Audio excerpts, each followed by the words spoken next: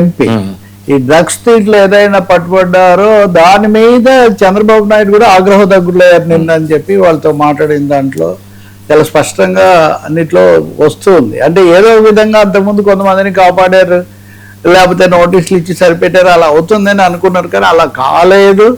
పైగా అసలు మీరందరూ ఏదో కాస్త ఉత్సాహవంతులు వనరులు ఉన్న వాళ్ళని పిలిచి మీకు అవకాశం ఇస్తే మీరు ఈ విధంగా మొత్తం కూడా చెడగొట్టేయటం ఏంటి అనే పద్ధతిలో ఆయన చాలా ఆగ్రహానికి గురయ్యారు. కొంతమందిని ఇలాంటి వాళ్ళని సిఫార్సులు చేసేవాళ్ళు వీటి మీద కూడా ఆయన చాలా చేసి వెంటనే ఏదో ఒక చర్య తీసుకోకపోతే అసలు ఒక సంకేతం పంపించాలి.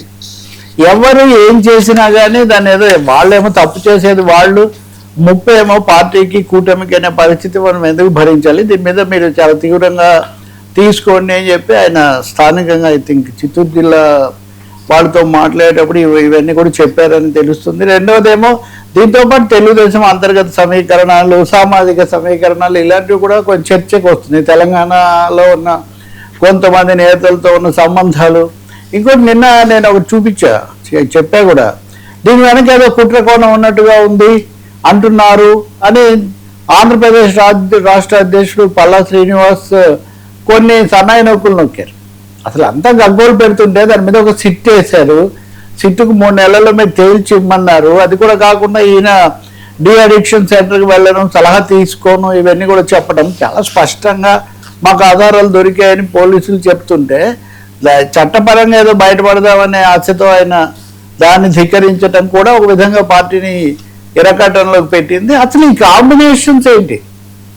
పదే పదే ఇక్కడికి వచ్చి ఈ కాంబినేషన్స్ పెట్టుకొని లావాదేవీలు, 2 మాదక ద్రవ్యాలు, 3ది రాజకీయ సంబంధాలు, 3 పార్టీలకు సంబంధించిన వాళ్ళు, అందులో ఎప్పుడు చంద్రబాబును తీవ్రంగా తిట్టిపోసేటటువంటి బీఆర్ఎస్ మాజీ ఎమ్మెల్యే యొక్క దీంట్లో ఉండటం, అది కూడా అంతకుముందే అనుమానాస్పదంగా తయారైనటువంటి ఆపరేషన్ లోటస్కు ఈ విధంగా ఒక్కొక్క చిక్కుముడి ఇదంతా కూడా దీంట్లో కొంత ఈ బంధుత్వాలు ఈ పరంగా కొంచెం ఈయన యనమల రామకృష్ణుడికి సంబంధించిన దీన్ని కూడా కొంతమంది ఇక్కడ తీసుకొని వస్తున్నారు. కాబట్టి దీన్ని పార్టీకి ఇది ఒక దీనిగా తీసుకోవాలి. గతంలో 60 మంది మీద వచ్చినా కానీ చేశారు. అయితే దీన్ని కొంతమంది ఏమో వాళ్ళ మీద అయితే తీసుకోరు, వీళ్ళ మీద అయితే తీసుకుంటారా అన్న పద్ధతిలో కొంతమంది ముందుకు తేవటం, దాంతో ఫామ్ మెసేజ్ వెళ్లాల్సిందే అనేది ఆయన చెప్పారు. దీని మీద అంటే పుట్టి మునగడం అంటారు కదా మామూలుగా మనకి ఏదన్నా, ఆ పద్ధతిలోనే ఉంది ఇది. ఇంకా దీనికి ఏదో రిపేరీ వర్క్ అది చేయడం అయితే సాధ్యమయ్యే విషయం లాగలేదు. 3ది వైసీపీ వాళ్ళు దీని మీద ఒక పెద్ద మేజర్ పాయింట్గా తీసుకొని దీని మీద కాంట్రవర్సీ పెంచి దీని ద్వారా కూటమి యొక్క మొత్తం ప్రతిష్ట మీద వాళ్ళు టార్గెట్ చేస్తున్నప్పుడు ఒకరిని కాపాడడం కోసం దీన్ని చేయకూడదు అన్న పద్ధతిలో, అంటే ఇప్పటికిప్పుడు ఏదో అనర్హత ప్రకటించడం వల్ల వీళ్ళు ఏదో వెళ్ళి స్పీకర్కి ఇవ్వడం చేస్తారని కాదు, చాలా ఖచ్చితంగా విడగొట్టుకోవాలి.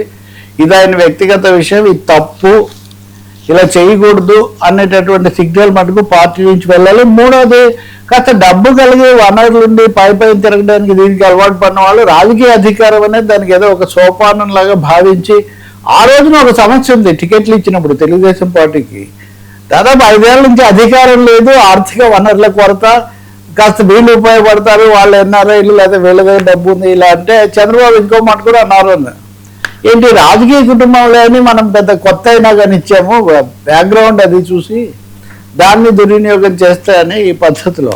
కాబట్టి తెలుగుదేశంలో లేదా కూటమిలో వరుసగా వస్తున్న కొన్ని రాంగ్ సిగ్నల్స్, ఈ తప్పు ధోరణులు, లేకపోతే ఇలాంటి ఆరోపణలు, అశ్లీలమైన వాటికి అవకాశం ఇవ్వడము లేదా తప్పులు, వీటి మీద మటుకు తీవ్రంగా తీసుకోవాలి. నెల్లూరు జిల్లాలో గతంలో కొన్ని ఇటువంటివి వచ్చాయి. డ్రగ్స్ కేసులో 1-2 మరణాలు అవి కూడా సంభవించాయి. కొన్నిసార్లు పవన్ కళ్యాణ్ కూడా తీవ్రంగా మాట్లాడినటువంటి పరిస్థితి కూడా ఉంది.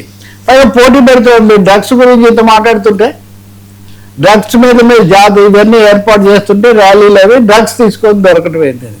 సో ఇక్కడ రాజకీయంగా ఇబ్బందిని ఎదుర్కోవటం కంటే వ్యక్తిగతంగా కఠినమైన చర్య తీసుకొని మన క్రమశిక్షణ ఉన్నదాన్ని ఎస్టాబ్లిష్ చేయాలి అనే ఒక నిర్ణయానికి వచ్చినట్టే కనిపిస్తుంది. ఖచ్చితంగా ఆయనేమో తేలిగ్గా ఉన్నారంటే ఒక వీడియో విడుదల చేశారు, నాకేం సంబంధం లేదని, నేను ఎప్పుడో లేఖ రాసేసానని కూడా చెప్తున్నారు.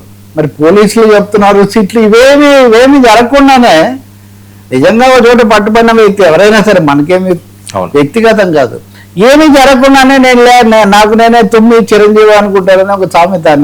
నాంతకు నేనే తుమ్ముకొని నేనే చిరంజీవి అనుకుంటే కాదని. కాబట్టి ఖచ్చితంగా ఇది ఒక షాకింగ్. ఒక పుట్టా మహేష్కే కాదు, ఇలాంటి లక్షణాలు ఉన్నవాళ్ళు, ఇలాంటి ఆరోపణలు, సమస్యలు, వివాదాల్లో ఉన్న వాళ్ళు కూడా ఇది ఒక షాక్. పోయిన సర్దుకోండి, వేషాలు వేస్తే వేటు తప్పదు అనే ఒక మెసేజ్. ఓకే సార్, బాలినేనికి షాక్, మాజీలకు జగన్ నో ఛాన్స్. ముఖ్యమైనది అది మొన్న జగన్మోహన్ రెడ్డి ఇది ఎంత జరుగుతున్నప్పుడే ఆయన ఒంగోలుకు సంబంధించిన పార్టీ వాళ్ళతో సమావేశమవుతున్నారు. సహజంగా తాము